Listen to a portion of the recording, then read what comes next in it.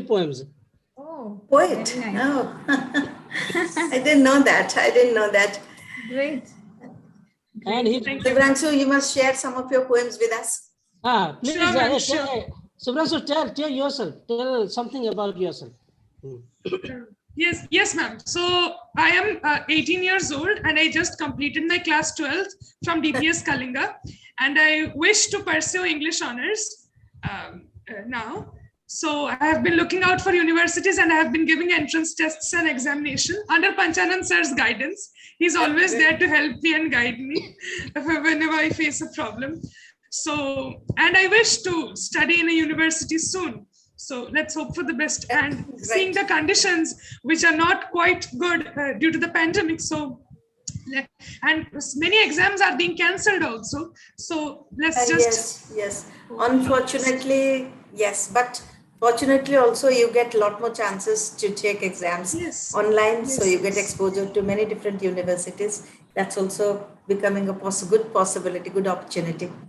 Indeed. Yes. Thank you. So we are live on YouTube now. You're live on YouTube already? Yes, now, just now. Yes. And the link is there in the chat box. I request the participants to share the link so that the people who can't join here can watch through YouTube.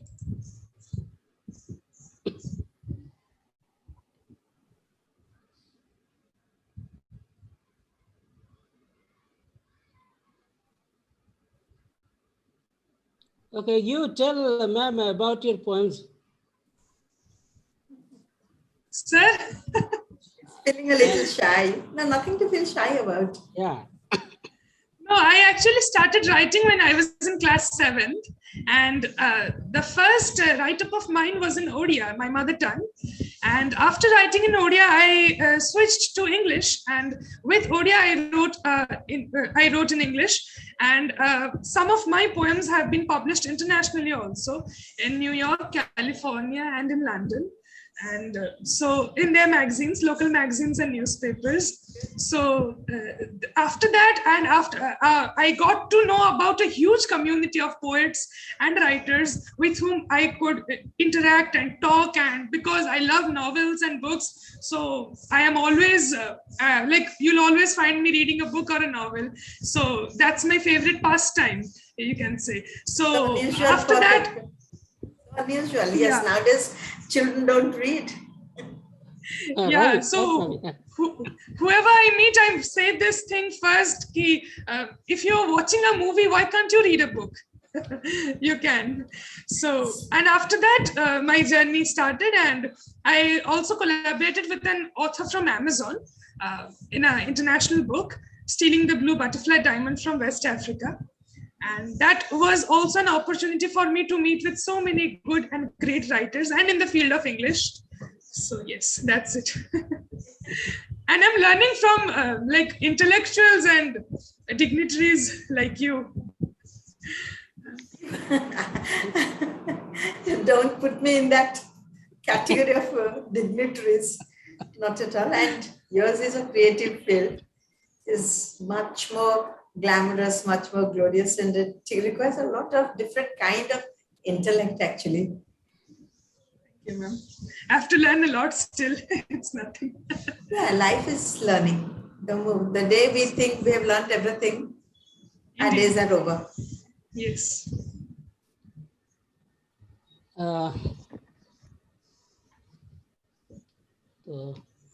Subhranshu, should we start the session? Yes, sir. It's already time. Okay. I think the participants have started joining, right? Yes. Okay.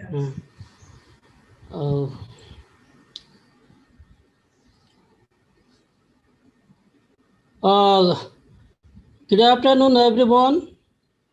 I welcome you all to today's session webinar on teaching and learning requirements of 21st century.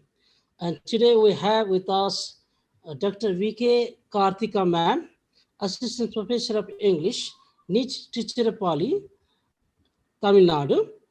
And we have with us our speaker, Professor Kalyani Samantra Madam, Head Department of Communications and Index Studies, Sri Sri University, Cuttack. I request Subhranshu Das to introduce the guest. Over to you, Subhranshu. Thank you so much, sir. Our honorable resource person for the day is Professor Kalyani Samantrai ma'am. She is a professor of English language and literature at Sri Sri University, India, heading the Faculty of Arts, Communication and Indic Studies. Previously, she was head PG Department of English, Utkal University. She has done her MA in Applied Linguistics from the University of London, MPhil in Linguistics and PhD in Phonology. She is an acclaimed textbook writer, having published with OUP, CUP, Orient Black Swan, NCRT, and for various universities and state governments in India. She has published research papers extensively and presented papers in national and international conferences. She is the recipient of the Rai Chung Award for her workshop, adjudged best in the IATEFL conference, UK. She's an article editor for Sage One, Sage Publishers, USA, Academia Letters, USA, and NCERT, New Delhi. Her recent research interests include disruptive learning and curriculum reform, learner autonomy, ELL, F on F grammar, discourse analysis, teacher education, and culture and gender studies, among others. We welcome you today, ma'am. Our guest of honor for the day is Dr. V.K. Karthika. Dr. Karthika is an assistant professor of English in the Department of Humanities and Social Sciences at the National Institute of Technology, Tiruchirappalli. She earned her master's degree in TESOL studies from the University of Leeds, England, United Kingdom, after a master's in English and comparative literature from Pondicherry Central University. She worked in England as an ESOL instructor and assessor for ESOL examinations from 2009 to 2011 and conducted studies related to language acquisition, cultural adaptation, and professional needs of English instructors. During the 4 years she spent in England as a student and a teacher, she gained insights into the challenges encountered by language learners and the potential remedies that resolve them, and polished her understanding of a multicultural, multilingual, and multi-ethnic learning and teaching scenario. She offers lectures and sessions on aviation English, Airport Authority of India, AAI, translation and critical discourse analysis, National Translation Mission, GOI, public speaking skills, continuing professional development, and teaching and learning strategies. She obtained her doctorate in English and Foreign Languages University, Hyderabad. We welcome you today, ma'am. Thank you so much, Subhranshu, for this beautiful introduction. Now I would like to request our guest of honor, Dr. V.K. Karthika Madam, to speak a few words. Thank you. Over to you, ma'am. Thank you. Thank you very much, Pachanan sir, for inviting me to this forum. We had a very brief conversation about the English support mission that he has been organizing. I mean, he has been putting together for such a long time. And I was really amazed by the kind of work and the passion that he has put into this endeavor. And it's pretty much pertaining a need for us English trainers and students of English to be in this mission, because by our hard work, we can actually get a lot of others into their capability building, procedure. Because many of us, I use plural just to make it more inclusive. Many of us still struggle with our skills in communication. And through an English support mission, by listening to people who are veterans in the field, of course, we will do the knowledge building business. We do actually learn and unlearn things and construct and co-construct knowledge. Therefore, this is a very noble mission that he has undertaken, and I'm really glad to see youngsters like Subhranshu, who is a poet also, stepping in and being with him, bringing in people and facilitating it with the help of technology, which is another kind of an advantage for all of us. So as Kalyani madam was saying in the beginning, we are actually making use of the pandemic in a very positive way. Rather than being depressed about the entire scenario, we are actually making use of all possibilities that is in front of us. So big congratulations to all the organizers, and I'm really looking forward to listening to you, Kalyani madam. Thank you very much, and all the best to Panchanan sir and his wonderful team who is putting it all up together. And yeah, that's all from me. My all good wishes and all moral supports here and ever after. Thank you very much. Thank you so much, ma'am. Thank you so much indeed for your kind words. And thank you so much indeed for being kind enough to grace today's webinar with your presence. My pleasure. Thank you, ma'am. And now I would like to request our speaker, Professor Kalyani madam, to start the session. Over to you, ma'am. I've been disabled by the host to share the screen, so please allow me. Subhranshu? No, sir, I am the co-host. So Sarthak sir is here. Sir, please allow ma'am to share the screen. Sarthak? Yes, got it. Yes, sir, I already allowed them. Okay, thank you. Yes, sir. Now, got it now. Now, can you see the screen? I've shared the screen with you. Can you see my slide? No. Yes, ma'am. It's not visible, ma'am. Visible yet? It's loading, Okay, ma'am. I'll try again.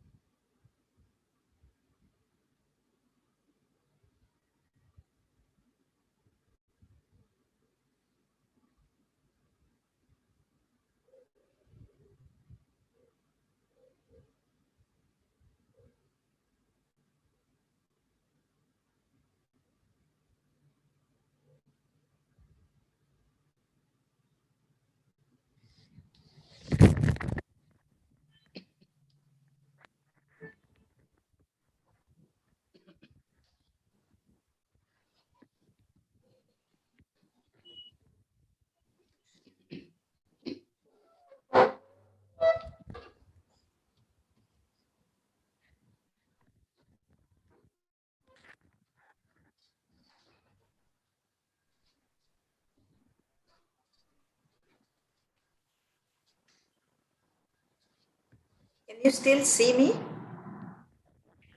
Yes, ma'am. I can't see anyone. Something has gone wrong with my screen. Ma'am, your home I'm screen logging is out. visible. I'm logging out and I'll log in again. Okay, ma'am.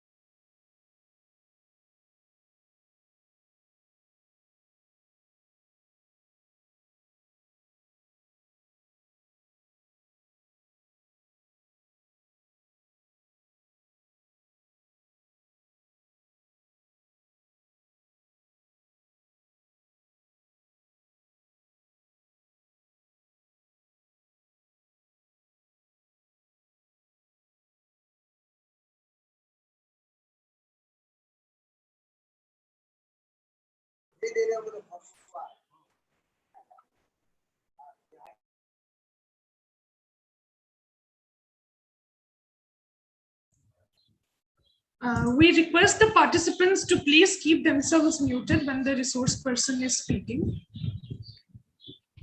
during the session.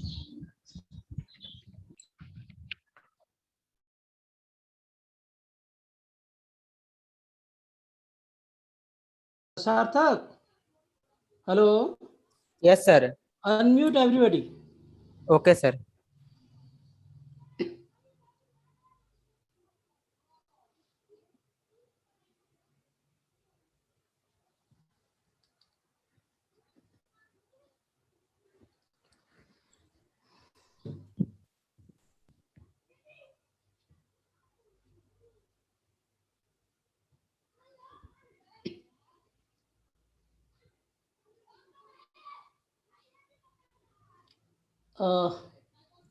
Sarthak, is there any problem with sharing the screen, PPT?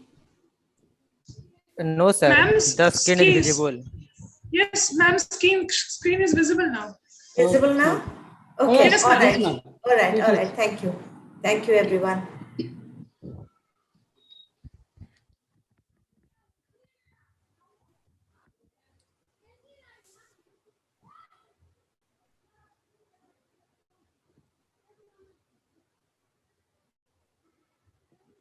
Am I visible?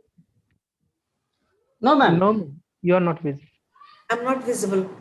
No. Yes, ma'am. Please Yes, turn ma'am. on your camera.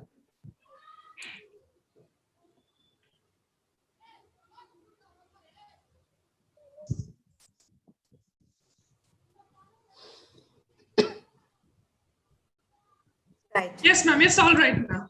It's all right now. Okay, all right. So,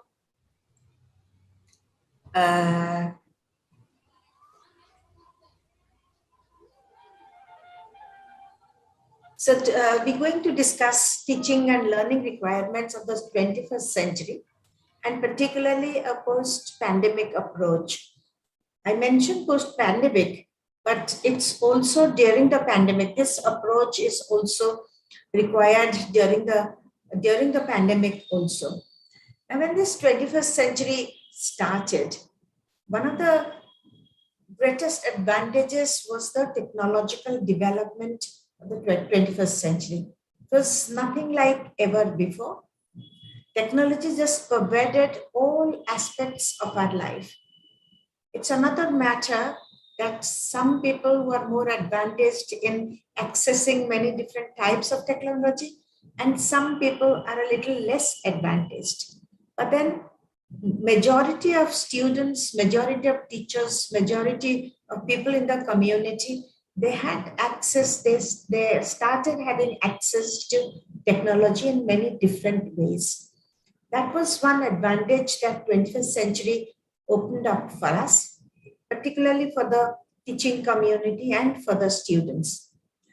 And when the pandemic happened, the COVID-19, the proximity of the campus was removed from our as a reality, and we stayed disconnected from each other, staying inside our houses, not going outside, and that became a new reality for everyone, the new modern for everyone, not being able to get personal communication or contact. But technology made this possible for everyone to be in touch like we are doing it today. And this is the scenario that is probably going to stay with us. These are the two aspects of life that 21st century has thrown open at us. One is technology and its use. And the second one is the way this pandemic has changed life. The pandemic has changed the teaching learning scenario. I won't talk so much about technology, but at certain points that will creep in, but mostly I'll focus on how we can address the new learning requirements of the 21st century. Now, because of the pandemic, a lot of things also have changed outside the teaching learning scenario, outside the classroom and in real life. when we think about real life, jobs have become few and far between, and there's been so much of uncertainty regarding the nature of requirements that people have in the job sector and the nature of skills that students develop. There has been a mega change in that as well. Skills and jobs. A lot of change has happened because of the pandemic. The earlier one size fit all syllabus curriculum courses, that is not going to match with the new job requirements, new job sectors. So teachers have to change their perspective, and students will also have to change their perspective. This has started in a big way, but we still have a long way to go. And in the meantime, NEP 2020 has come to us, National Education Policy 2020. This again throws a lot of challenges to the teachers and to the students, mostly for the teaching community. A lot of challenges. Teaching is probably not going to remain the same way as we have understood teaching to be in the very near future. Teaching is going to have a very different profile altogether. And particularly for teachers, upskilling and new skilling will become a continuous necessity. We'll have to evolve in order to match with the demands outside the classroom. It's not so much what we teach inside the classroom, because that remained our reality for a very long time. But now that reality changed so much that we have to keep on motivating ourselves to adopt change to cater to the learners' requirements. Now, let's look at some of the questions that we should think about. The first question is, why do we teach? Now, since most of us are teachers present here, what do you think? Why do we teach? What is the reality of teaching? What is the necessity of our teaching? Why do people teach? Why do teachers teach? What would you say? Yes? Any response to the first question? These are the questions that we must ask ourselves every day, probably in every class, probably with every course. Why do I teach? Okay, so is it a good question to ask ourselves? What do you think? Yes, participants? Ma'am, can I Ma'am, for respond? the holistic development of the child, ma'am. For the development of the students. We teach because it's for the students we teach. Okay, yes, somebody else was saying something. Yeah, to impart the correct information, like people in rural areas believe a lot in superstitions and anything that is said. So to give the scientific approach or idea, and to impart the correct knowledge or correct concepts about various things. Okay, so for the teacher to be the giver of knowledge, the correctness about what we should impart to the students, that has been a very strong belief in teachers when we answer this question, why Excuse we me, teach. ma'am. Yes. Sorry, yes? Ma'am, to prepare the students for life. All right, so please wait your turn. When I'm speaking or somebody else is speaking, please don't interrupt. Yes, sorry. Okay, so we yes, of course, yes, we teach to prepare students to meet the demands of life, to meet the challenges of life. That's right. But the belief that we are the giver of information, we give the correct information, that is probably at stake now. That is probably challenged right now. And that has been challenged for a long time. The teacher is the giver of knowledge. The teacher knows everything. The teacher has the correct information. That has been challenged for some time. And this is going to be challenged in a big way now, after the scenario has changed so much. So because students are recourse to many resources other than the teacher. When I was a student, I didn't have much resource except that for a library and the teacher. Those were the only two resources. And we exploited these two resources as much as we could, reading day in and day out, hour after hour, and going after teachers to find answers to our questions and all these things. But now, for the present generation, there's so much of resource available that teachers have become almost redundant. We are not the essential features in giving information or correct knowledge to the students. We are not essential that way. So the issue of why we teach is a huge issue nowadays, to think about us, think for ourselves. And second question is, if we teach, do we evaluate our teaching? And if we evaluate, how do we evaluate our teaching? What do you think about this question? Do we evaluate our teaching? That's the first one. And if we evaluate, how do we evaluate our teaching? Yes, Nirupama? You've raised your Yes, hand. ma'am. Yes, ma'am. Yes. We evaluate ourselves through the evaluation of the students. What response they give us, through that we evaluate ourselves. Suppose students don't give any response,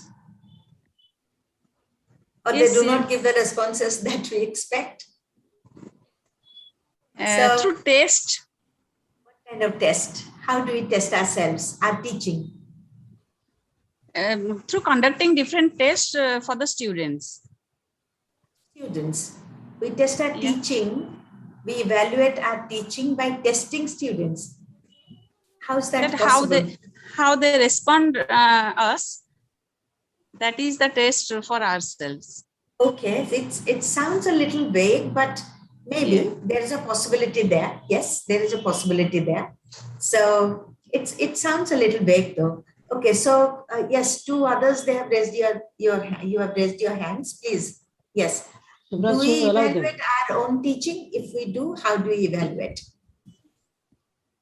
Yes, ma'am. Rashmi Bura, ma'am, please unmute yourself. Yes. Yes, ma'am. Ma'am, we can evaluate ourselves by looking at the response of the students during our conversations or during our dialogue within the classroom. Or in the classroom. Through a dialogue, we evaluate ourselves. Okay, so this again, yes, close to what we should be doing, but sounds still a little unspecific. Okay, all right. Somebody else wanted to say something? Yes? All right. So, okay, so we'll discuss this, why we need to evaluate our teaching. Do we evaluate our teaching? And how do we evaluate our teaching? What could be the perspectives for this? Then the next question is, which is more important, teaching or learning? What do you think? Which one is more important? Teaching is more important or learning is more important? Anybody from the participant? Ma'am, Yes, learning is more important. Learning is more important. So how do we upstage learning in every class of us? What do we do to highlight that learning is more important, that learners are more important?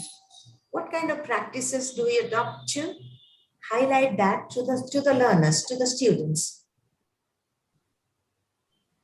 What is our practice for that?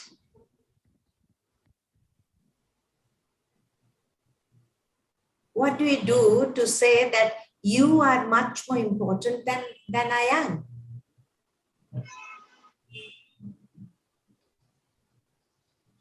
Ma'am, if the students are allowed to have conversation with us and have please to put don't their opinion before us. Nirupama madam, please don't give an ideal situation. If something is not with a condition, if you do something, please tell us in concrete, realistic terms what you do actually in your class to highlight learners are important.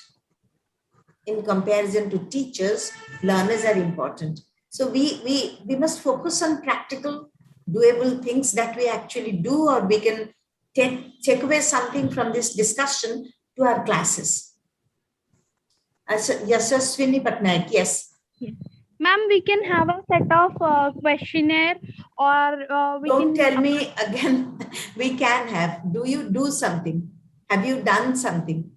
Yeah, I have done a set of questionnaire. Like every chapter I teach, after that I have a set of questionnaire, and I ask them to reflect on that. And yeah. How does that show that the students are more important than teachers? How do students understand that they are more important? If they answer questions, a questionnaire or whatever, if they answer questions that the teacher sets for them, how do they understand that they are more important than the teachers? Like focusing on them, focusing on their priorities or their doubts would always make them feel prioritized. Okay, you feel a little doubtful about this. Probably we don't practice this so much because most classes till now is teacher fronted. The teacher stands in front of the class, teacher explains, the teacher gives meanings, the teacher asks questions. So it's a lot of space for the teacher. Psychologically, I'm not talking about the physical space because the teacher occupies the least space in the class physically. But psychologically and time-wise, the teacher occupies the maximum space in the classroom. While the students, they occupy, they occupy not so much space if we think about time and if we think about the psychology of the students, the learning space of the students. Yes, somebody was saying something. Yes? Okay, all right. So going back to the first question, why do we teach? And the rest of the questions, they are more or less the answers to the first question. And all of you agreed that we teach so that learning will happen. In some manner, learning will happen. So learning is primary and teaching is secondary.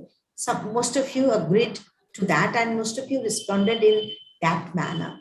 If that is, if learning is important, then how do we highlight learning for the students? And then how we evaluate our teaching. So I'll go to the next one. Before answering these questions will keep on hold and eventually these questions will get answered as we discuss our, go on through our discussion. So what is the relationship? We are now looking at the relationship between teaching, learning, and student evaluation. We are not discussing evaluation of our teaching, evaluation of our personal skills. We are not discussing those things. We're looking at relationship of teaching, learning with evaluation. Now, evaluation is primary. In every teaching context, evaluation takes the primary position because it affects every aspect of teaching, starting from course design to classroom instruction to assessment of learning to mentoring to doubt clearing to explaining and to locating expected change in learners. So all these are affected by evaluation. Now, if you think of a classroom, we go back to a class. And when we teach, what is the perspective of our teaching? What are the dimensions of our teaching? What do we expect the learners to take so that they can show that they have learned? What determines all these things? What is that one aspect that determines that teachers teach and learners learn? What is that one aspect?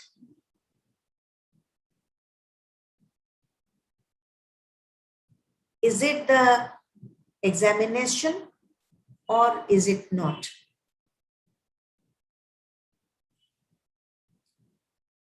Is the evaluation system, does the evaluation system determine what is taught, how something is taught, what is evaluated, and how something is evaluated, how learning is evaluated? Do examinations determine all these things or something Yes, ma'am. else? Okay, who's speaking, please?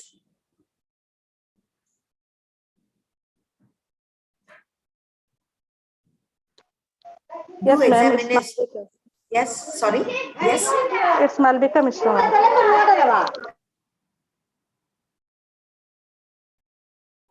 I didn't get captured because there was some background noise. Does the examination or the evaluation system determine everything that happens in the teaching learning scenario, or something else determines the teaching learning scenario that we are accustomed to? What determines everything? It is the examination. It's the evaluation.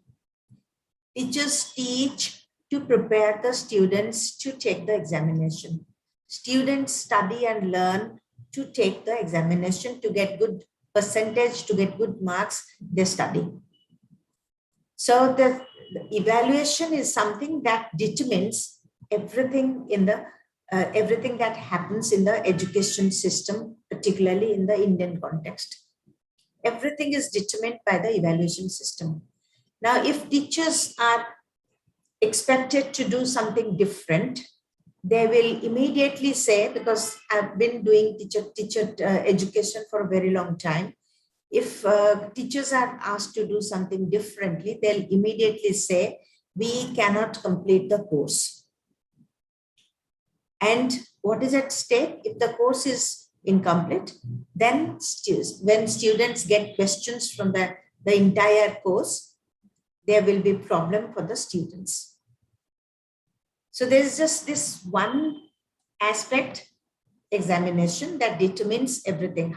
What teachers teach, how teachers teach. So teachers teach in such a manner that the questions that will come in the exam will be answered comfortably by the students they teach.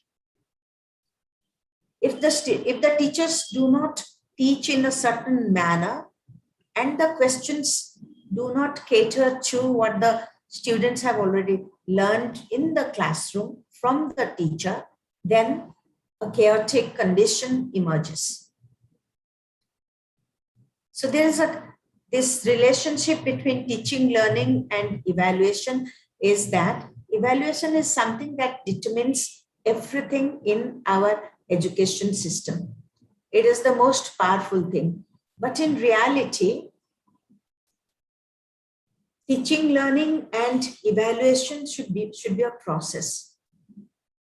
When learning starts, there will be evaluation of learning.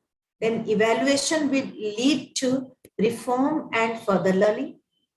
Then this learning will again be evaluated, which will lead to reforms, modifications, and further learning. So this should be a cyclical process. Instead of evaluation getting the most important position to determine everything, teaching, learning, courses, design, classroom, instruction, methodology, everything is determined, dominated by the examination system. So what we need to focus on now, when we go back to our questions, why do we teach and how do we teach? If we go back to these questions once again, why do we teach? Do we teach students to learn enough to get marks in the exam? Is that the only purpose of our teaching? We explain, we give answers, we ask questions and get responses from students, and we determine that they have understood things to the best of our ability and to the best of their ability also. Because teachers are conscientious, they try to do this every day. But is that the real purpose of teaching? Is getting good marks the only reality, the only goal? Should it be the only goal for teachers and for students? Getting good marks is essential, is a requirement. Nobody can deny that. But that is a very short-term goal. That cannot be a long-term goal. Life goals are quite different, are quite much higher, and they are much more demanding than this short-term goal of getting good marks in the exam. So it's the time has now come for us to ask ourselves why we teach, what we teach, and how we should evaluate our teaching. Now with the technology and pandemic, all these things have all turned on their head. Everything is turned on their head. Now students getting very good marks in the exam may not get a job for a very long time, because it's not the marks that give them the jobs anymore. And this is going to be the future reality of all societies, all communities, that just getting good marks will not ensure a good job, will not ensure a job even. How much somebody is skilled in working independently will be the hallmark of getting a job, how independent somebody is. Now the answer to why do we teach to make our learners independent? That is the primary requirement of 21st century teaching and learning, to make our learners independent, that they can think for themselves, that they can solve problems for themselves, that they'll be trained how to learn further. Because we cannot handhold our students, our learners every day of their life.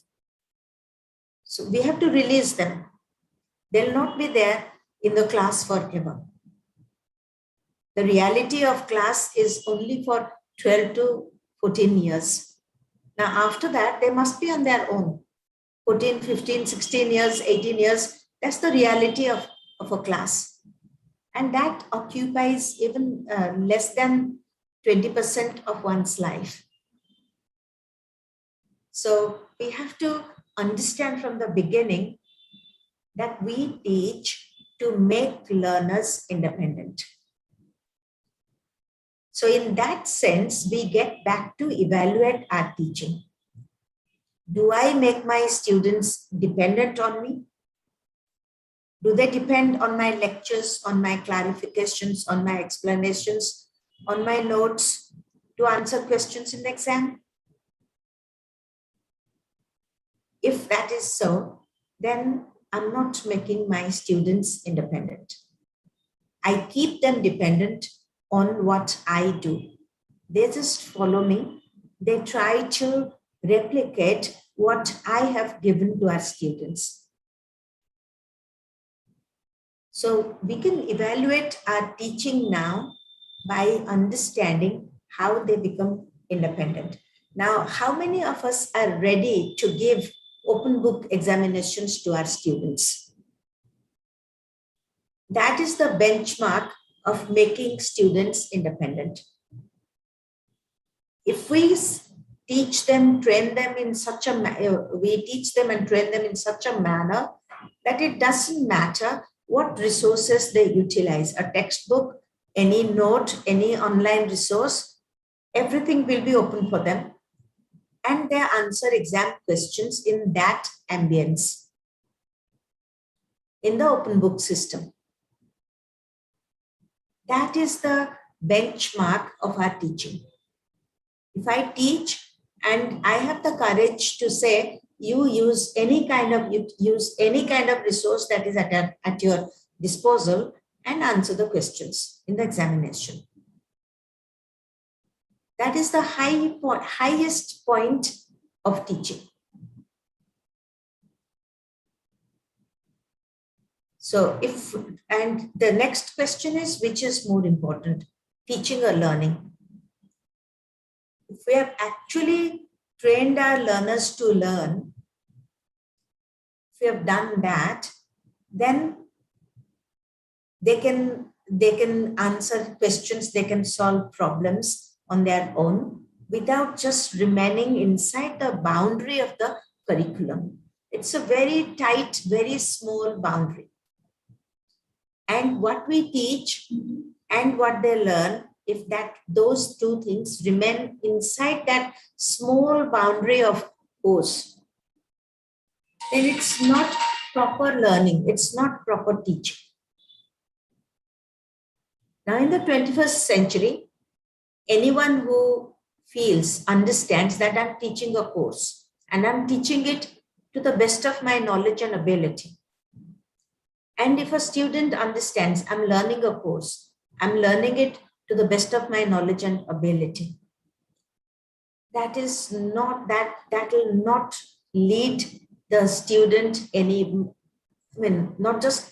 can't say anywhere, but not very long. That cannot take the student very far. It's a very limited boundary inside which teachers and students function, only focusing on the course. The 21st century is something completely different from the previous century, and particularly this decade, from 2020, this decade that started, third decade of this century, this has become completely different. So when we start learning, we must all be very aware of the learning outcomes, and not just the teachers. In every class, students must also understand what the learning outcomes are going to be. Now that evaluates our teaching, that evaluates learners' learning immediately. What are the learning outcomes for this class? What are the learning outcomes for this week? What are the learning outcomes for this course? Now, if we set the learning outcomes, and we must also partner with the students, because they are as all of you agreed, that they are the most important features, most important stakeholders in the teaching learning process. So why should the teacher set the learning outcomes, finalize the learning outcomes? If there is a course to be learned, teachers and students must join together to set the learning outcomes. If this is a particular text, what are we going to learn from here? Not what I'm going to teach. What are we going to learn from this text? If this is a particular course, at the end of the course, what should we be learning? What should we come up with as learning outcomes? And these must be determined in concrete, realizable, practical terms, not abstract ways of doing not abstract ways of presenting the learning outcomes. And the learners must be made aware in every class about the learning outcomes, and they take part responsibility of the learning outcomes. And because once they become responsible for the learning outcomes, they take a lot of responsibility of their learning. Now, what happens? Majority of teachers, I'm not saying every teacher, but majority of teachers, they carry the burden of students' learning. It becomes the entire responsibility of the teacher to make sure that students learn. Now, why should it be the responsibility of the teachers alone? It should be a shared responsibility between the teacher and the students, because the students, they have much more at stake than the teacher in the learning process. So they should bear the responsibility of the learning outcomes. They should understand what they are going to learn, why they are going to learn those things, and then how they are going to learn those things. From there, we come to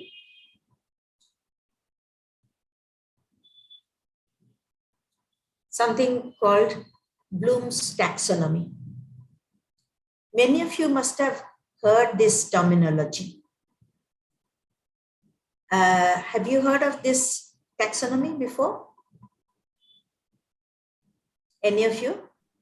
Yes, Yes, ma'am. ma'am. Yes, Yes, ma'am. good. I have Very heard good. it. Yes, yes, very good, very good. I'm glad that you have all heard about this. Yes.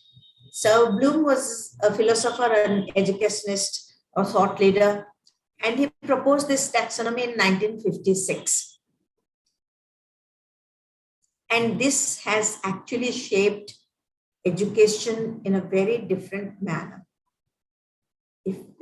And this has been revised in 2001 by Anderson to give it a direction.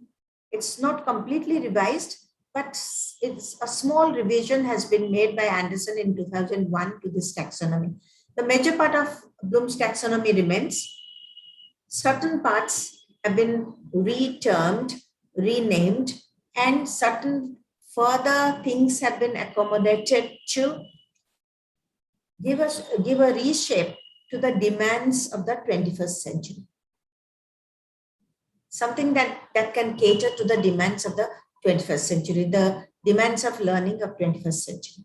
So this has been revised in 2001, but it's not a huge revision. Major part of Bloom's taxonomy stays. Okay, so if you know Bloom's taxonomy, what can we use Bloom's taxonomy for?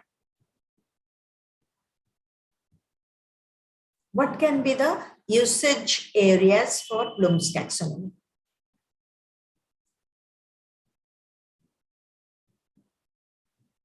Yes, where can we use Bloom's taxonomy? Ma'am, especially in the teaching learning sector, you can use, ma'am, especially when we Can talk about you define in a list? Teaching learning process is again a huge, extremely broad territory. Yes, So ma'am, especially in the classroom situation, ma'am. And when we again, talk about that the cognitive, again is quite unspecified. Can you give a specific list? Can anyone give certain exact specifications of use of Bloom's taxonomy? Ma'am, may I try? Yes, please. To develop various pedagogical systems. For example, if it's a grammar, to create or articulate a concept map of how to teach grammar to the students. For example, if I go with verbs, how do I teach verbs to the students? Which all verbs should I use in the class so that it will be helpful for the students to learn it in an easier manner? But how does Bloom's taxonomy come into the picture? I'm not very sure how Bloom's taxonomy supports this, or how you use Bloom's taxonomy to create your lesson plan. What you mentioned sounds like a lesson plan. Not exactly a lesson plan, but a concept map wherein you'll have the kinds of verbs and how to use a verb, and then that's part of your plan for the class. Yeah, teaching plan. Yeah, That's exactly what I said. That's a part of your teaching plan. So what is this? What is Bloom's taxonomy's contribution to creating this plan? So I would create a like order of how much to teach, and in what manner I can extract what I have taught. Yes, but what is Bloom's taxonomy's contribution there? Exactly. Like it would set an order of how the students think and approach to the lesson taught. I'm still not sure, really. I'm still not sure. Okay, all right. We'll get into the details of that. Yes, yes. Yes, certainly. Ma'am, our institution actually uses Bloom's taxonomy to map out our teaching to learning. So basically, we look at the hierarchy of Bloom's taxonomy, starting with understanding the first level.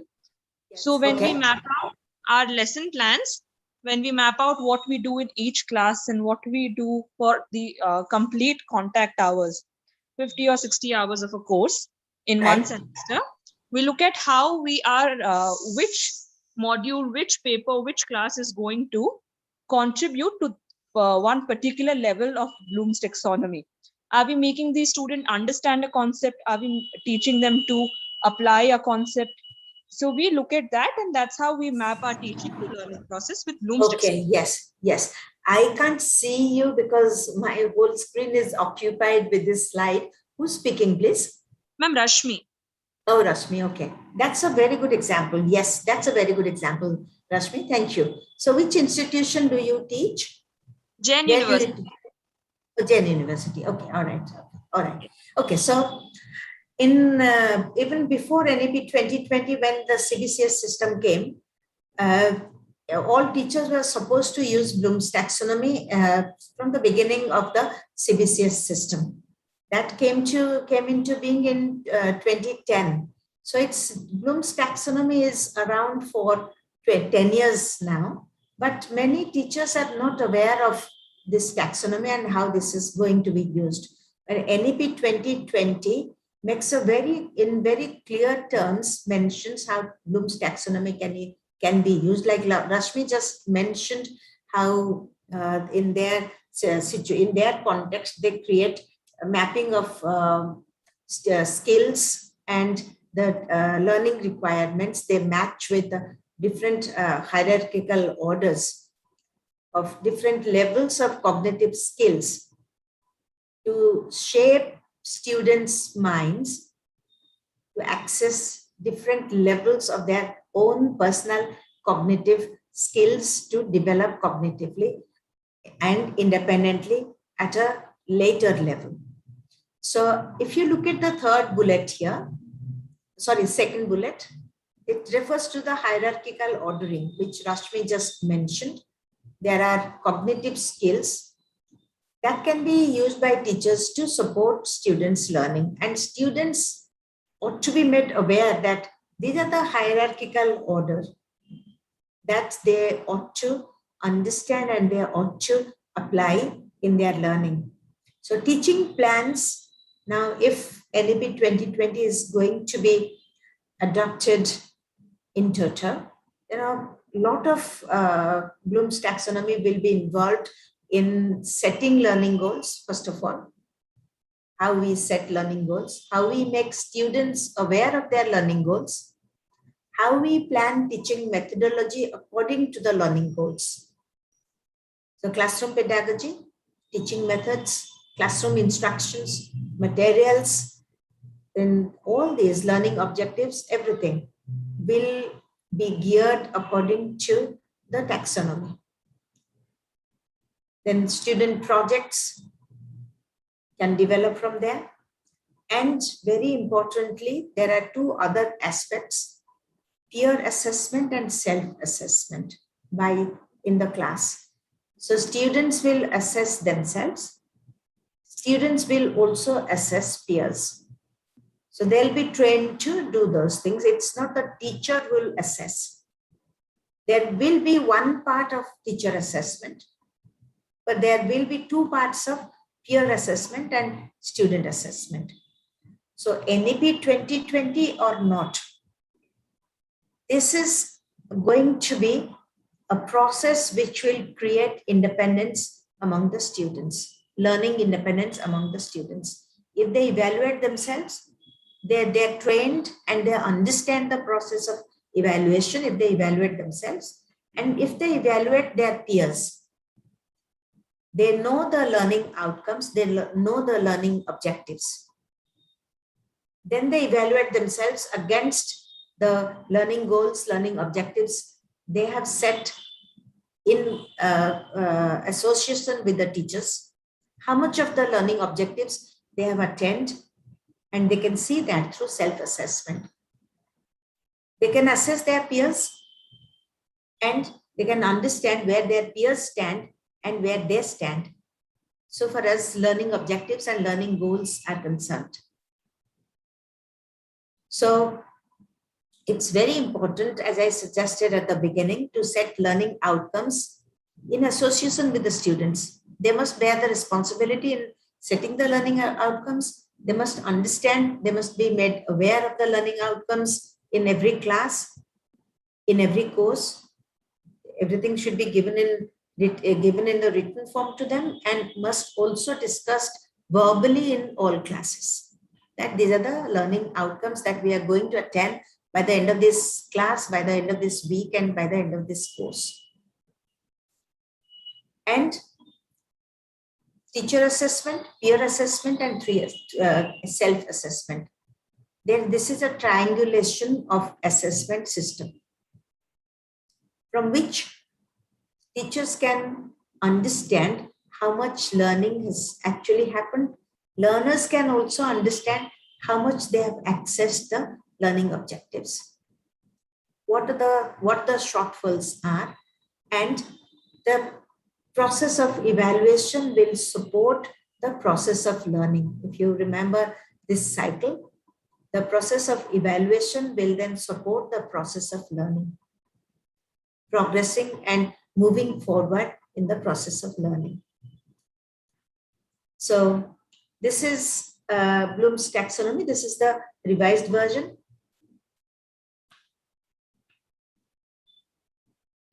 So in most teaching situations, the bottom two get the priority: understand and remember. In most teaching situations, these two cognitive processes, they get the priority. What happens as a result? Students become dependent on the course material. They become dependent on teacher explanation. They remain dependent on the external resources, other resources that are available, because they try to understand things in the class, outside the class, by themselves. They try to understand, and they try the maximum brain activity goes to remember things, remember facts and recall facts when there is an assessment. Either it's a class assessment or it's a term and final examination where there is assessment. Whatever assessment, in assessment situations, they try to recall facts and the concepts they have understood, they have studied. They try to recall those from their memory. So the most load of teaching and learning have always remained on these bottom two cognitive levels. Now, what has happened as a result? So most teachers, we are all teachers. So we teach one semester. Students move to the next semester with very good marks. We are very happy. We have taught so well. Students are very happy. They have learned so well. So they come to the next semester or the next semester and semester after that. Now, suppose they learned the figures of speech in semester one. Just suppose, I'm not saying it is there in every course, but suppose they learned figures of speech when they study English literature, they study figures of speech. Suppose they learned figures of speech in semester one. How many students remember figures of speech, and how many students understand how they are used in literary text in their third semester or second semester? What is your response to this?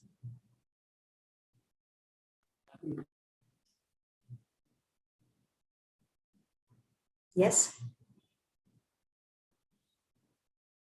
We teach, we give examples, we explain, students understand, they remember, they answer questions in the exam, the process is complete when they get very good marks. They move on, and the next semester, when they read a piece of text, literary text, do they understand the figures of speech used? Can they evaluate? Can they assess? Can they explain the figures of speech used in the next semester by themselves without teacher support?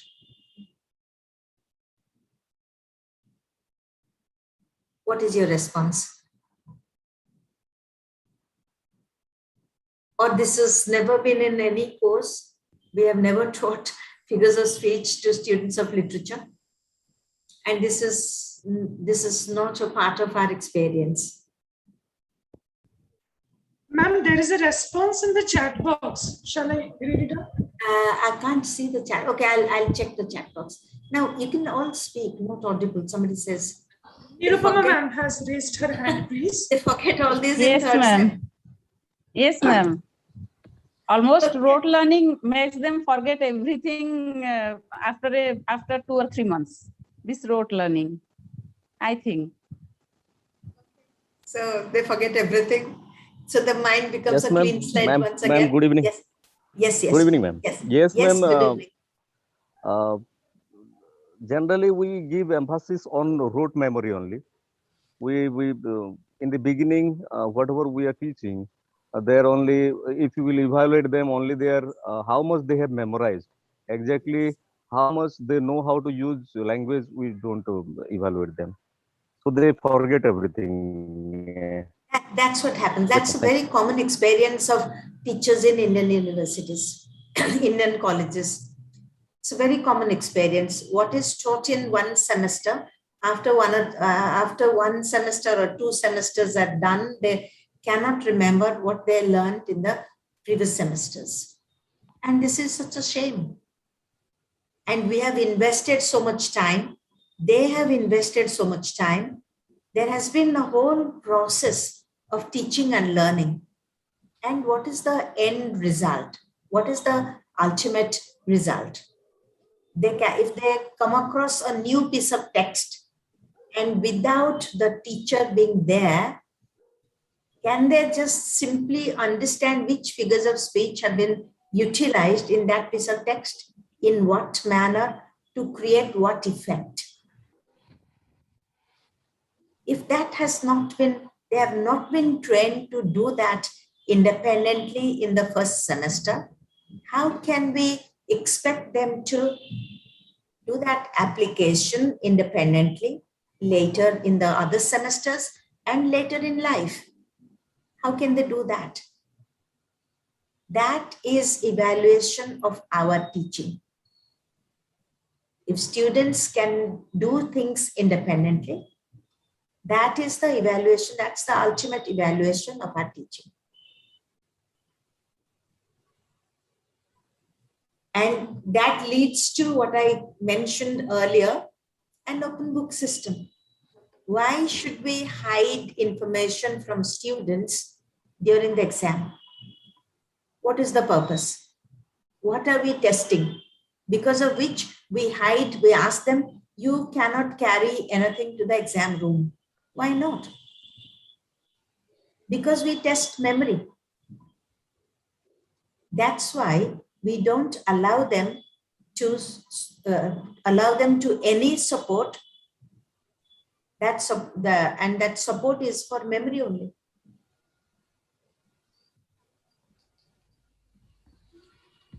So if everything is open and we have trained them to think, understand, analyze, apply independently, in one semester, we can evaluate them without any restraint of any material. Material should be free for students. And when it comes to, I'm not bragging, but when I do my internal exams, they are free to use any material. Students are free in my university for my course. They're free to use any material. It's all internal exams are open book. Because I don't believe in this system of not having recourse to information in 21st century. When they have everything at the fingertips and at any time they can access any kind of resource, why do we restrain them from accessing resource? What do we gain by denying them the resource? And because we test remembering, therefore we restrain materials. If we test application, if we test analysis, if we test evaluation, the higher orders in the cognitive hierarchy, if we test those, then there is no need to keep books and resources and notes, anything away from the students. It's not necessary. And Bloom's taxonomy teaches us, teachers, how to develop this independence, how to train students in this kind of independence so that they can move higher up in the ladder, higher up in this pyramid, without restricting them, without restricting us only to the lower level of understanding and remembering. Okay, so let's look at this. I just turned this upside down, the Bloom's taxonomy pyramid upside down. So remembering and understanding, they are at the highest level. They are essential. It's not that memory and understanding are not essential. They are essential. They are the first steps in structuring application, analysis, etc. So then, but we mustn't remain at the level of understanding and remembering. We must move higher. So when we go to analysis, application. So their application of knowledge to actual situations. We have taught them something. It can be literature, it can be science, it can be history, it can be any subject, doesn't matter which subject. We have taught them, given them some knowledge. Could be through any method, through interaction, to their own access to knowledge, a combination of different ways of accessing knowledge. We have made them aware of certain knowledge, and we have trained them to apply that to actual situations. So if we have trained them to do that, we can evaluate them, we can assess them by giving them a new situation to apply the knowledge that they have gained. If they can do that, that is evaluation of their knowledge. That is also evaluation of our teaching. If they can apply their knowledge to concrete situations, to situations that are new, they can solve new problems by applying their knowledge. They are understood properly, then they'll be able to apply. But they have to get training in application also. We just can't say, I've taught you this, you have understood this, now you go and apply. That may be possible in some cases, but that is quite restricted. We have to train them in order to apply knowledge to concrete situations, to new problems.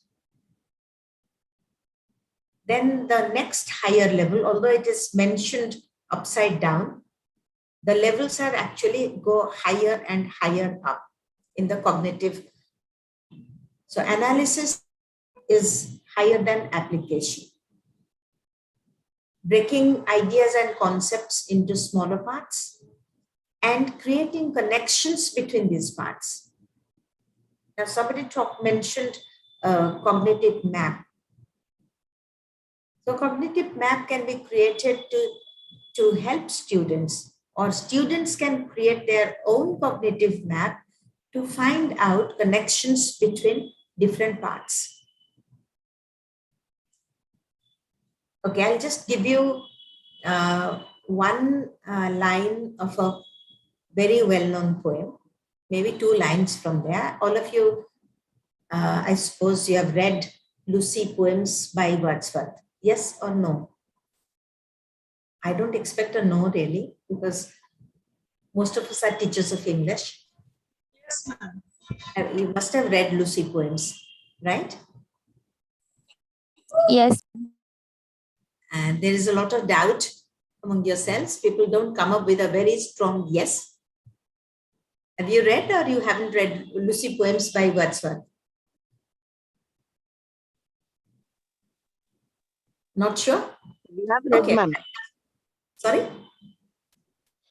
We have read as well as taught. You read and taught. Okay, good. That's Yeah. better. That's even better. Yeah. Okay, I'm just She giving dwelt one among or the two. untrodden ways. Sorry? She dwelt among the untrodden ways. Yes, yes. She lived among untrodden ways. Yes. Yes. So there is a violet by a mossy stone. It's there in that poem. Yes. Yes, yes, yes. Yes. Okay. So I'm giving you one line from another Lucy poem. Please write it down. A slumber did my spirit sail. I had no human fears. A slumber did my spirit sail. I had no human fears. Okay. So just write it down and look at whatever is unusual in this line. Whatever is unusual. Just take about 2 minutes to think about this. You are all teachers of English. You are so well trained in analyzing literary texts. Okay. So this is just the first two lines of one Lucy poem. A slumber did my spirit sail. I had no human fears. Just these two lines. And I'm taking a 1 minute break to get a glass of water for myself. By the time you just go through you do this activity, I'll be back.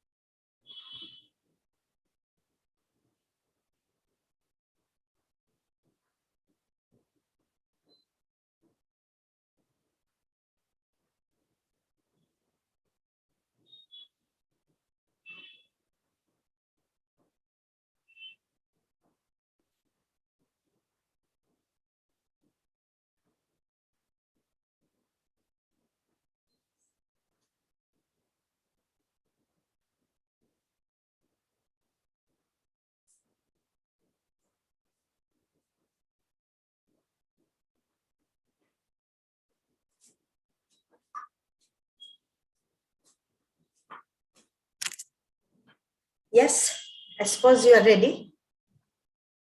What are any one or two unusual points that you noticed in these lines?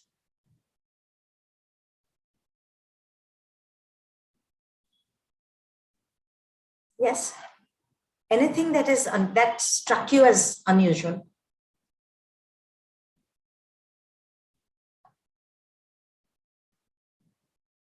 Nothing?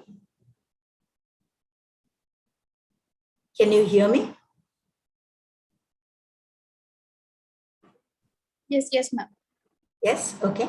Anything that struck you to be unusual? Anything?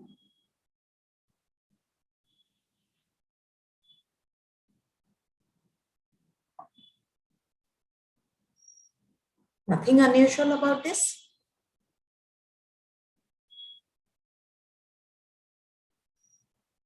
Okay.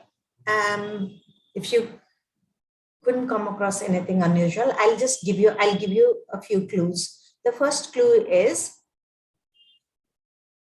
there any unusual sentence construction? Anything unusual about the sentence structure?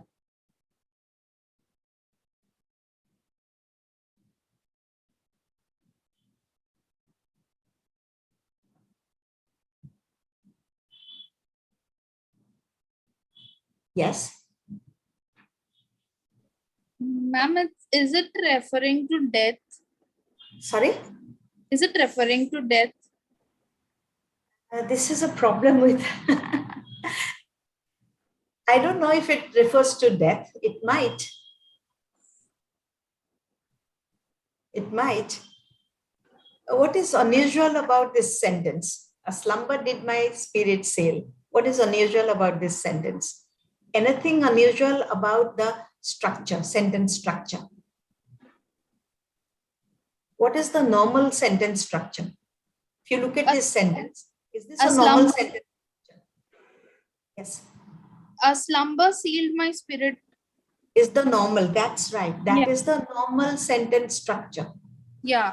Slumber The verb occurs sealed at my the end. spirit. Yes. Yeah. So, The verb occurs at the end. sorry? The verb occurs at the end, ma'am. Which word? The verb. She is telling The verb. Okay, sorry. The verb, yes, the verb goes to the Occurs end. at the end. Yes. And there are no A human slumber feelings. did my spirit sail. So the verb goes to the end. That is extremely unusual about an English sentence structure. Yes. Extremely unusual. Okay, anything else that is unusual about this sentence? the third one again. She seemed a thing that could not feel. No, don't go to that one. Don't go to that one. First line. There's so much of unusualness in the very first line. First is the verb goes to the end, which is absolutely an unusual structure. The convention of English sentence construction is completely shattered. There's anything unusual about the first line with regard to structure?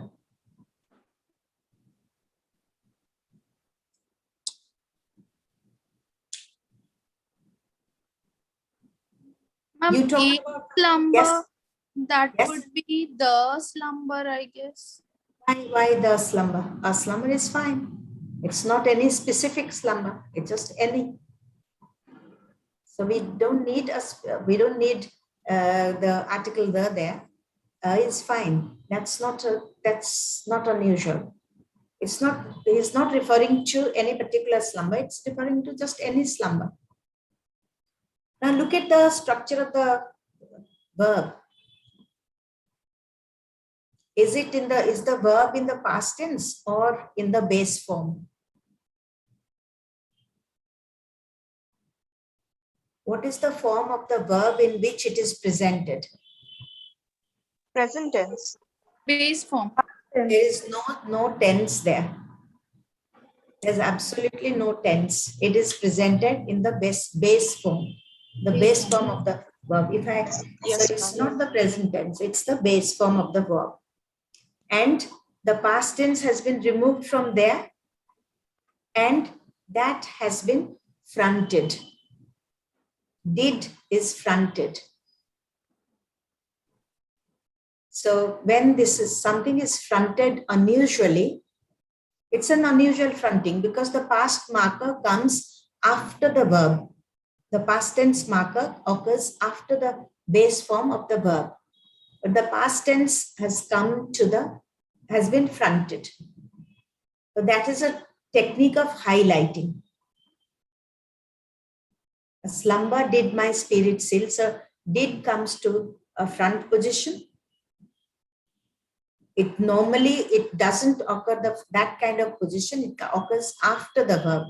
The tense marker occurs after the verb. So what is the purpose of this highlight, this fronting of the verb and the fronting of the tense form and highlighting the tense form? So that's also, I'm in a webinar. I'll talk to you later. So you see, there are several unusual things happening in the very first sentence. The past is highlighted. The past tense marker is removed from the verb and the verb occurs in the base form and the verb occurs at a very unusual position at the end of the sentence. So if we train ourselves to look at language, And if we train our students to look at analyze, this is analysis of language. Breaking into smaller parts and making possible connections between the parts. That is analysis. So if we train ourselves for that, and if we train our students for that, that is giving them independence in analysis. That's just one example of analysis. So if I have trained my students to look at language, my question will be an open book question. I'll give them any poem and they'll be able to analyze language if I've trained them. Why should I hide resources from them? Let them look up any resource.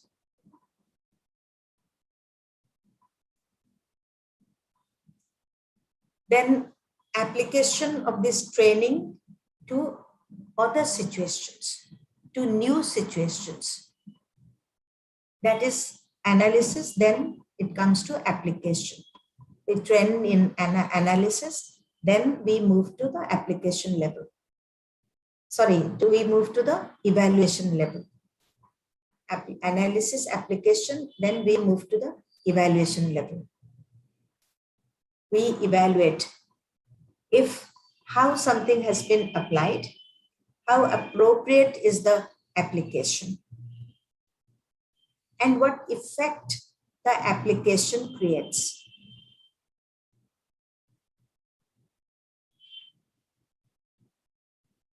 That is evaluation. And the ultimate in Bloom's taxonomy, the highest level of learning is to be able to create something. They are able to produce something, they are able to design something, something that is quite different and new.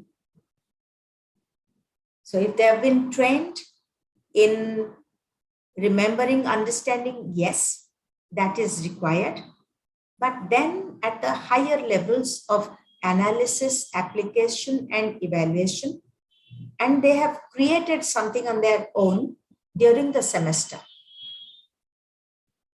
So they have complete training and I can assess them. I can assess myself through their assessment. It's not just remembering and understanding assessment. It will be more of application, analysis, and creativity, creation. Creativity doesn't mean writing another literary text. Not that kind of creativity, not like Subhranshu creates. Maybe possible, but there can be other creative aspects, other kinds of creativity also. I'm not sure if I have overshot my time. I just wanted to give you some practical applications of Bloom's taxonomy. If there is time, I'll go there or I'll take questions if time is up. I think I've overshot my time.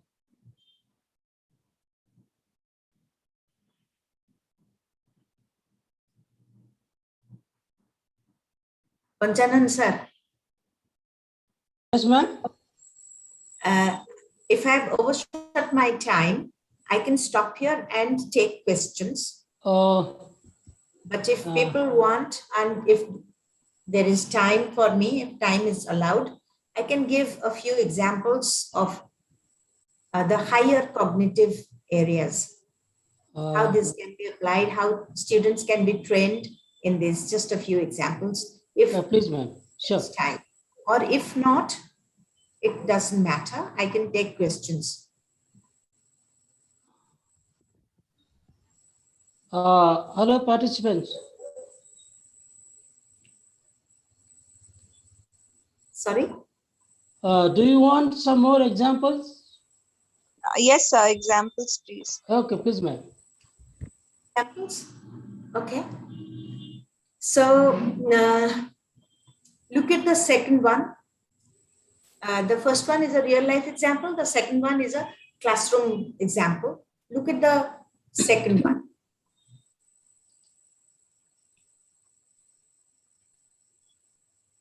And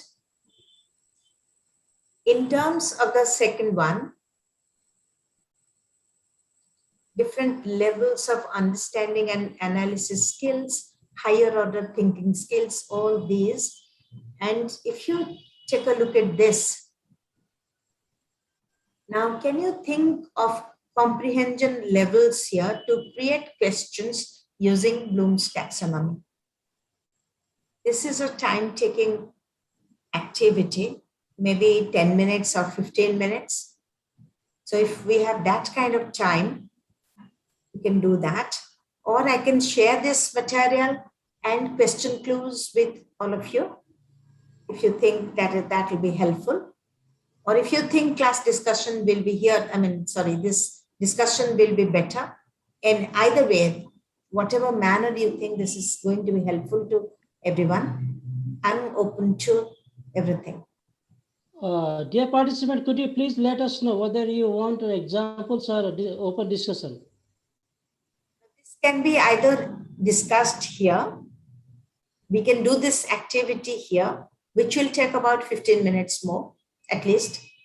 And, or I can share this material with the question clues, which anyone can practice at home. Anyone can create questions using Bloom's taxonomy. Whatever is your preference. I don't mind either way. Okay. Dear participant, do you want us to start the question and answer session? Please do example, ma'am. Sorry? No, there is a comment on chat box. I just read it out. Okay, your response, please. Okay. Discussion, ma'am. Okay. Mentioned, please do examples, and somebody said discussion. Somebody else also mentioned we'll discuss here. Okay, so if you want the discussion, we can have the discussion here. Yes, ma'am. Right? Okay, so look at this comprehension text, this reading text, and think of the comprehension levels. And we will have to create questions using Bloom's taxonomy. So if you remember Bloom's taxonomy, there is understanding and remembering questions. There is analysis and application. There is evaluation and creation. These are 6 categories. And we can combine those into, first 2 can be combined, remember and understand and remember, analyze and apply. They can form 1 category each, and evaluate will be a separate category, and creativity will be another category. So can you create some questions?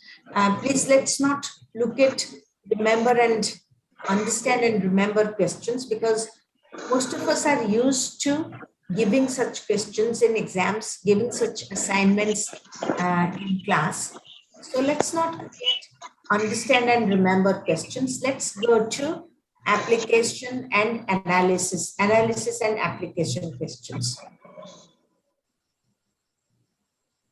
Okay, take about 2 to 3 minutes to read the text, and think as you read, simultaneously think of analysis and application questions.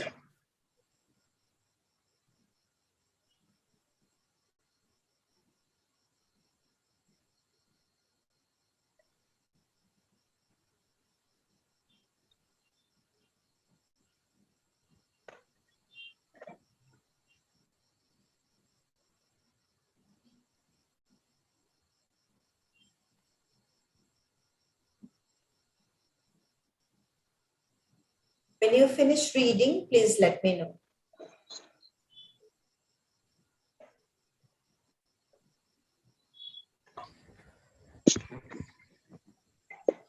Dear participant, did you finish reading? Please do type on the chat box.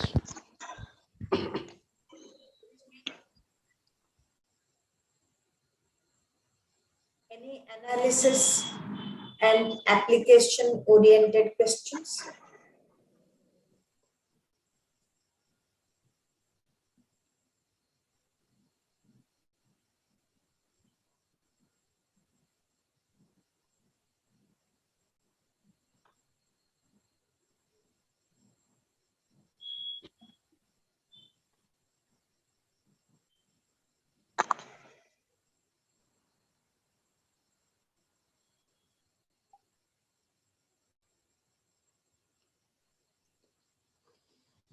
Yes, anyone?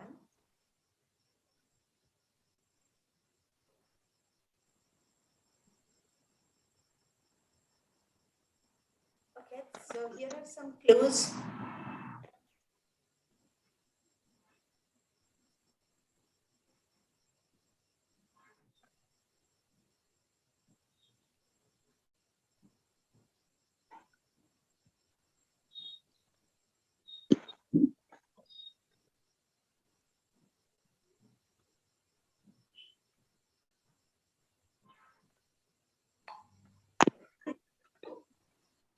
Can you now create an analysis and application question?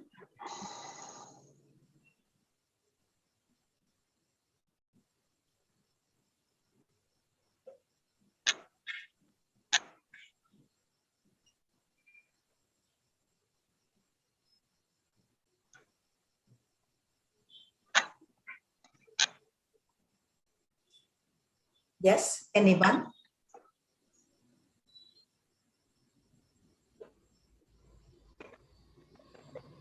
How about, see, there are quite a few analysis and application questions. Drawing a conclusion for the passage.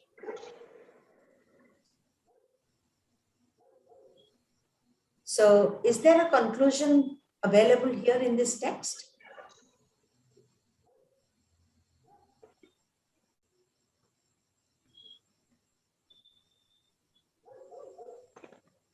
Can you locate a conclusion?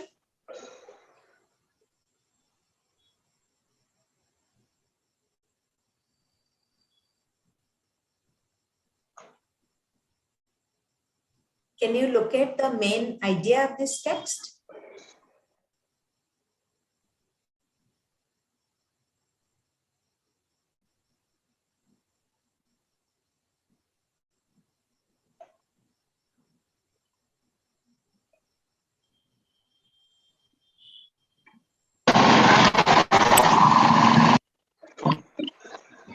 Sir, it's taking a long Sarthak, please time. unmute everybody. Sarthak.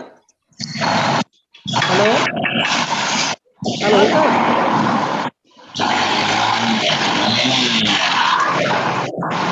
Hello? Hello. Please unmute everybody. Listen. Hello, Sarthak. Sir, he's not there in the meeting as of now. So you can do that because you're the host. Okay. If you make me the co-host, I can do that.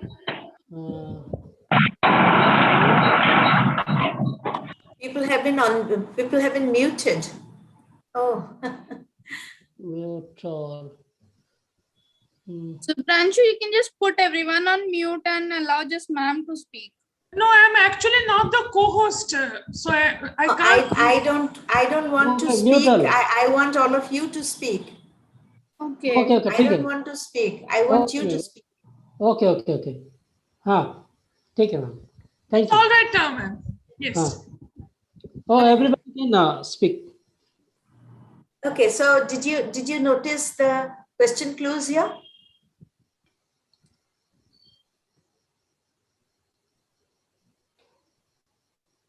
Did you notice the question clues?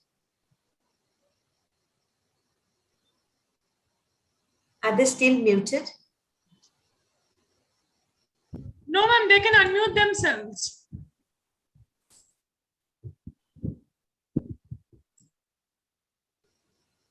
I have unmuted everyone. Okay, so just look at the passage. If you're not very sure, just look at the passage to start with application of Bloom's taxonomy. Just look at this passage. Is the main idea explicitly stated here? In this text, is the main idea explicitly mentioned?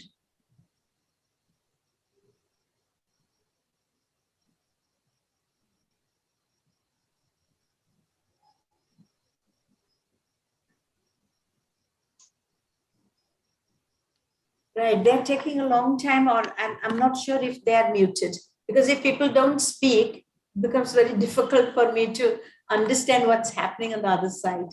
Please, everyone, speak up, please. Hello, dear participants, please speak up. Ma'am, the main idea is not explicitly stated here. Yes. So is it implied in some manner? Yes. Yes. So what is the implication? What could be the main idea? Ma'am, the last line says that the Titanic, which enjoyed the reputation of being unsinkable, was sinking now. Here, the idea is there. That's right. The idea is there, but it's not very clearly, explicitly stated. Yes. Exactly. Very good. So if we train our students to find the main idea, and they get a new text, they're able to find the new idea. If they did that with 10 texts, they'll be able to do that with the 11th text, even if the teacher support is not there. Is there a conclusion in this passage? Ma'am, it has no conclusion at all. There is no conclusion, ma'am. Yes, that's right. There is no conclusion. So we can create a question. Even that conclusion is also implied. Sorry? It is implied in the sinking of the ship. Is that the conclusion? No, it is not the total ship either. That's not a conclusion. That's a fact. Yeah. Ma'am. What is a conclusion? Conclusion is the writer's opinion or a point of view. It is the interpretation. Yes, it's the interpretation. From the interpretation, we get to the conclusion. From all these facts, Sorry, ma'am. Come to a conclusion. Yes, yes. Ma'am, it is an open discussion for the students that what they guess can be the conclusion. What they guess cannot be the conclusion. What they guess? There is no guesswork. They have to get facts from the text to come to a conclusion. Not a guesswork. Hello, it is analytical, and analysis is not guesswork. Yes. You have to analyze the facts and come to a conclusion. Yes, ma'am. Yes, ma'am. But no guesswork. It's not guesswork. Analysis is factual. So if you notice these clues, these include all the different Hello, please. lot of background noise. Background noise. I'm not able to capture what some people are speaking. Yes. Please unmute yourself. Those who want to speak, they speak. Unmute yourself.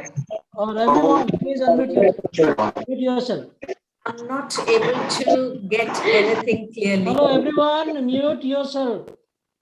Those who want to speak, they unmute themselves.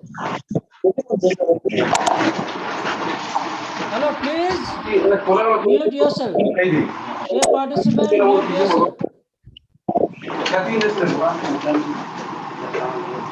Vidyadhar sir, will you please mute yourself? Yes, okay.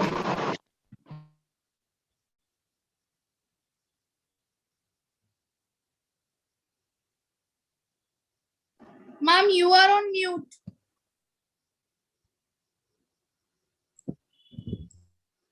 Unmute yourself, ma'am. Unmute yourself. Yes, ma'am, now it's okay. I have unmuted myself. Okay, ma'am. Okay, so it doesn't I mean, it doesn't work if everyone is unmuted or everyone is muted. Right. That doesn't.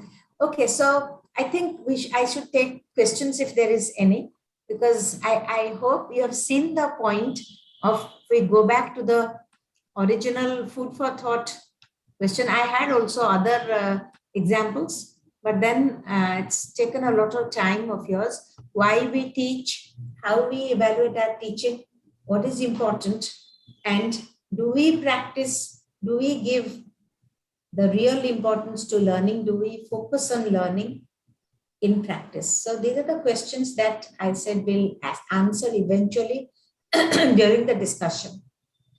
So participants, if you have questions for me, please ask me questions.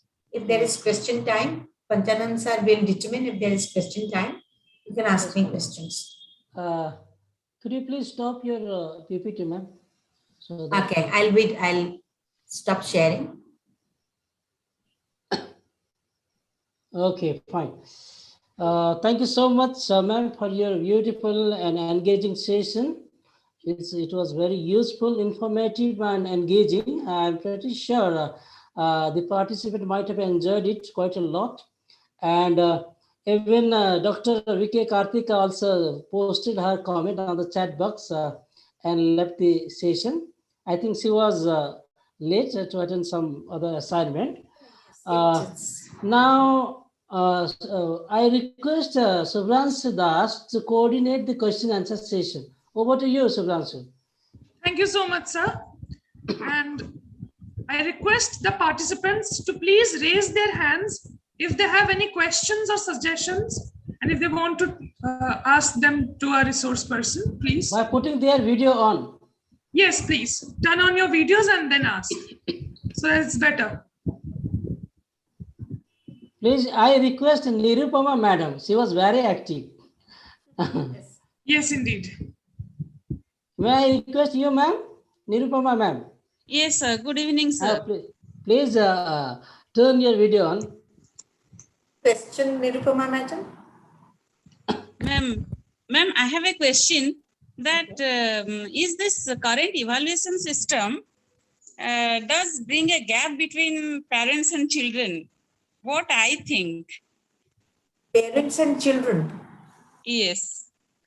Being parents and children, we have a gap between us due to this current evaluation system. Do you think? Not sure I understood your question. Ma'am, this current evaluation system brings a gap between us. Might be between teacher and students, parents and children. What is your opinion? I couldn't understand the question. What kind of gap? Why are you talking about this gap? Because I'm not sure what you really mean by this gap. Arising some conflicts. Possible. It's quite possible. But I'm really not sure about what you mean. I couldn't understand your question. Yes, Rashmi Burash has raised her hand. Yes. Hello, Rashmi ma'am, please put your video on. Yes, ma'am. Doesn't matter. Yes. Okay. Yes, Rashmi. Ma'am, I have a very simple question. We have been talking about the duties of a teacher, or the responsibilities of a teacher to make the class learner-centric or more effective, so to say. So, ma'am, in the present 21st century, especially with the online mode, what do we expect from the students? Because scenario has changed for both teacher and students. So what suggestions or what do we expect from students as learners? From students as learners, our expectations should not have changed if we focused on learning. Because the Indian education system never focused on learning, it always focused on teaching. Therefore, there is a shift in paradigm now, because in pedagogy, in methodology, in policies, there is a shift in paradigm. Therefore, we are thinking of change in perspectives, our changed expectations from students. If we thought of learning as primary from the very beginning, then that perspective has not changed. We expect learning from students, and we expect responsibility from students. And more responsibility now, because students are on their own most of the time, as you mentioned in this online mode, they are most of the time they're on their own. The teachers, they probably never meet their friends in the classroom for a very long time. They haven't met teachers in person, and many times because of bandwidth problem, we don't see each other on camera because the students say their bandwidth doesn't support their video, so their videos are turned off. So this visibility, that has created a challenge. So we need to make students, our expectation from students, not so much our expectation from students, what is our expectation of ourselves first? That we must make them more independent in this present context. They must become more independent. We must make them understand that you are responsible. These are the learning things that you have to learn. This is the course and this is the requirement. So what are we going to learn together? What are we going to do together? Ma'am, what are the how resources? What are Ma'am, the how do resources we empower just a these second, students for please this? hold on. What are the Okay. resources outside the class? I'm not the only resource, and I'm hardly a resource. Think of yourselves as resources. And also what other resources are available in the class. We must train them to access resource also in a responsible manner, not just to copy paste resources, not to plagiarize, but how to utilize resources in a responsible manner. Yes, you wanted to ask a second question. No, ma'am, just adding to that, I'm not talking from the teacher's perspective, like generally, because I'm also a student, I'm also a teacher, I'm also a student. So all of us are students, yes. Yeah, so how do we empower or how do we train the student to adapt to the new method of, various sources, to adapt to the learner-centric method now? Because like you said, there's a shift from the focus from teachers being shifted to the learner. Yes. So we make them partners in learning, which we probably never did before. This is the lesson plan that I created. I'm the teacher, I created this lesson plan. These are the learning outcomes, these are the activities, this is the methodology, everything is set by me. Right. So if it is going to be learner-centric, then they should take charge. We should allow some of our responsibilities to go to them. Right. Like see, in most families, many families, there are elders and they don't want to let go of the control. Right. They want to hold the control. How do the younger family members feel in that family? If everything is controlled by somebody, then it's a lot of disadvantage for everyone. But if we let go of the control, that they take charge, they become responsible. How we make this happen? Through self-assessment, by making them responsible for the learning outcomes. You set your learning outcomes, you set the learning goals. What are you going to learn? These are the expectations. What are you going to learn? Set the learning outcomes. How much did you learn? Assess yourself, assess your peers.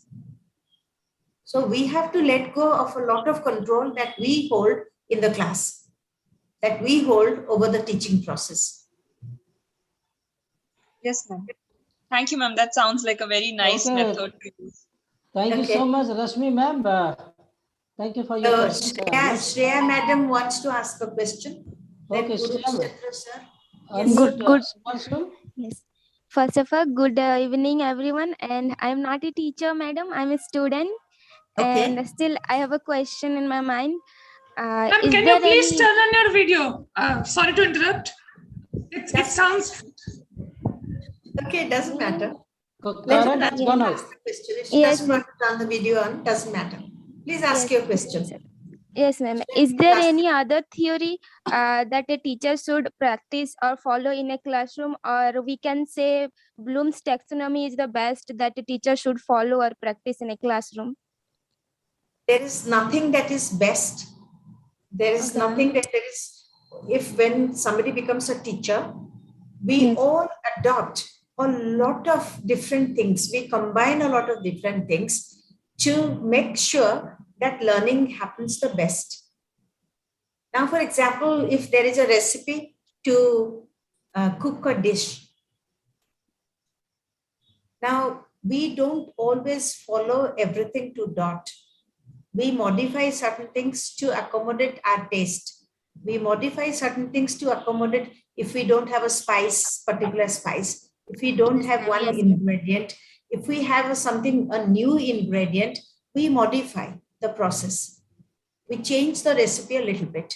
We don't change the entire recipe, but we change the recipe a little bit. It tastes good, but it tastes slightly different.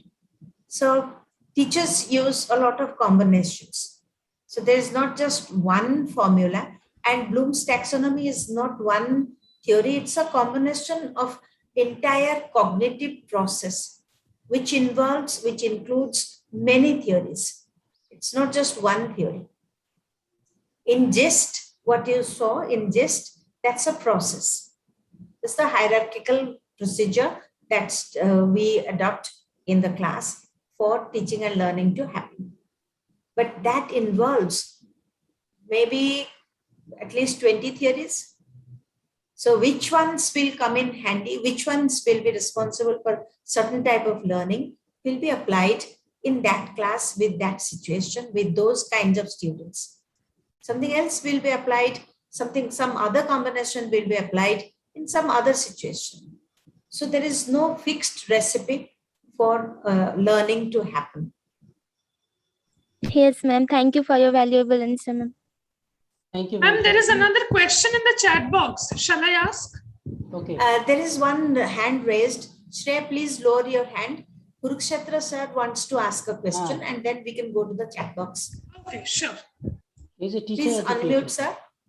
He's a teacher educator. Hello, ma'am. Good evening. Yes, good evening. Good evening, everyone. My question is a very simple one, ma'am. What's the difference between evaluation and assessment? And which one is more important, whether it is evaluation or assessment, ma'am, please? They have their different roles, actually. Evaluation is a holistic process.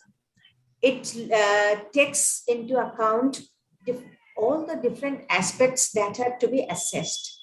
Assessment may not be holistic. Assessment can be in certain parts we assess something and we may not assess everything at one go. Now, suppose you want to assess, suppose you teach English conversation skills to your students.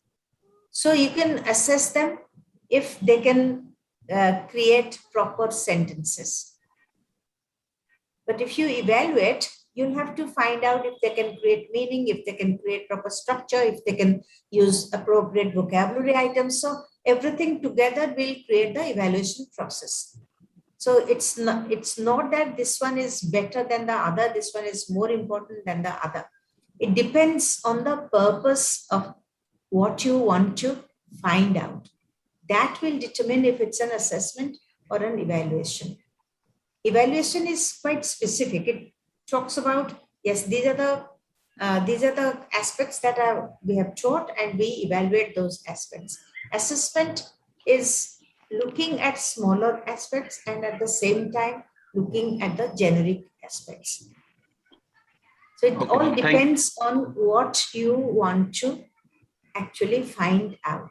That will depend on assess something. Thank you, ma'am. So as you taught us, how do we evaluate our teaching, ma'am? Please, again, please. How do we evaluate ourselves? Our teaching, you mean? Our teaching. Yes, our teaching. So if we set learning goals in combination with our students, students become responsible for creating learning goals with us. Then we teach them to a certain extent and they also learn them by themselves to a certain extent. And if that happens, we evaluate our teaching if they can be independent. then we evaluate our teaching. Yes, I've trained them to become independent. I've taught them to become independent. They can think independently. That is the highest form of evaluation of our teaching. If learners can be independent.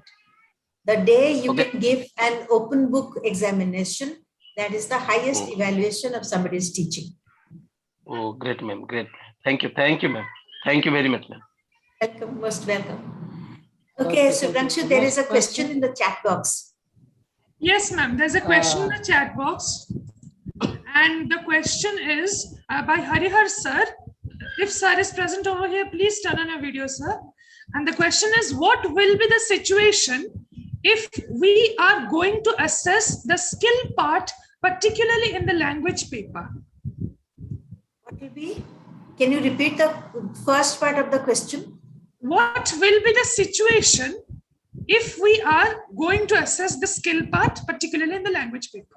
I don't understand what Harihar sir means by situation. What will be the situation? I'm not sure I understand what he means by the situation. Harihar sir, you can unmute yourself and clarify the question. Explain what he means by what will be the situation. Harihar sir? Hello, good evening, ma'am. Sir, actually, I am on the road, sir. Hello. Hello. Okay. Ma'am, I am asking that what will be the question and that we may put for assessing the skill part of a student, particularly in the language paper. What will be the question? Yes, ma'am. What kind of question we may put for assessing skill part? Okay, what type of questions? Okay, that's better. I can understand that. Okay, so what type of questions if we are going to assess students for skills? So if you are taking a paper and pen examination, you cannot test the skills of speaking and listening. If it's not a paper and pen test, if you're actually testing listening and speaking skills, you can give them a kind of a conversation context, and you can check certain things like how the conversation is, the organization of the conversation, the flow of the conversation, which means the logical development.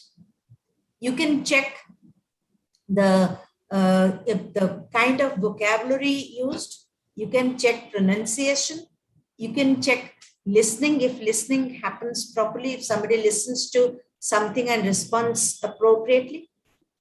You can check floor giving and floor taking techniques. So a lot of these can be checked if it is not a pen and paper test. If it is a proper test, proper evaluation of listening and speaking. If it is a paper and pen test, then reading and writing skills can be tested by using paper and pen. So there you can use different levels of comprehension. If you are testing reading comprehension, you can check different levels of comprehension. So there are 4 levels of comprehension. So you can fit those according to Bloom's taxonomy also.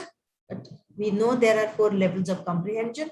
You can give questions accordingly so that all these levels are tested. If the student has understood the implications, if the student is able to evaluate, if the student is able to extrapolate, these are higher order cognitive reading skills, higher order reading skills. If the student is able just to understand facts, that is a lower level comprehension skill. If the student can guess the meaning of a vocabulary item from the context, that is a higher order reading test. So you can organize your questions from in that manner, that there is analysis is involved, application is involved, understanding is involved, creating something is involved. So all these are different levels of comprehension that those questions can be set on pen and paper tests to check reading skills.